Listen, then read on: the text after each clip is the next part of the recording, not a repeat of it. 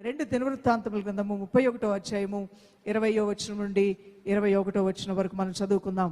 హిజ్కియా యూదా దేశమందంతట ఇలాగున జరిగించి తన దేవుడైన యెహోవా దృష్టికి అనుకూలముగాను యథార్థముగాను నమ్మకముగాను పని చేయుచూ వచ్చును. తను సేవించే దేవుని దృష్టికి అనుకూలమైనది ఏంటో తెలుసుకున్నాడు, యథార్థమైనది ఏంటో తెలుసుకున్నాడు, నమ్మకంగా పనిచేస్తూ వచ్చాడు. అందువలన నమ్మకమైన వానికి అధికమైన మేలు కలుగుతుంది. మీరు ఎవరి దగ్గరైనా యజమానుల దగ్గర పనిచేస్తున్నారా? వారికి నమ్మకంగా ఉంటే నమ్మకమైన వానికి అధికమైన మేలు నీ దేవుడు నీకు ఇస్తానంటున్నాడు.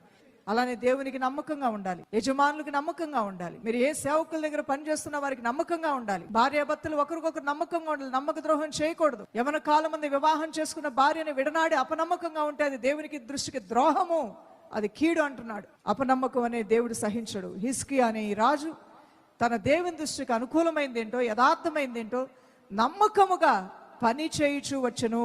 పని చేస్తున్నాడు. ఊరికే మనసులో అనుకుంటే కాదు, పని చేయాలి, దానికి తగ్గట్టుగా ప్రవర్తించాలి, జీవించాలి. కొన్ని విషయాల్లో వర్ధిల్లలేదా? ఎక్కడ నష్టపోయావు? నీ సొబుద్ధిని ఆధారం చేసుకుని ప్రభుతో మాట్లాడకుండా పరిగెత్తావా? ఆశ్రయించు ప్రభువుని, చేతులెత్తు, మొరపెట్టు, నీకు కృప దేవుడిస్తాడు. ఆకాశం అనే తన మంచి ధననిధిని నీ దేవుడు నీకు తెరవబోతున్నాడు. ఆయన్ని ఆశ్రయించి నీ ప్రయత్నం నువ్వు చేస్తూ ముందుకు వెళ్తే ప్రతి విషయంలో నువ్వు వర్ధిల్లుతావు. నీ దేవుని హస్తం నీకు తోడుగా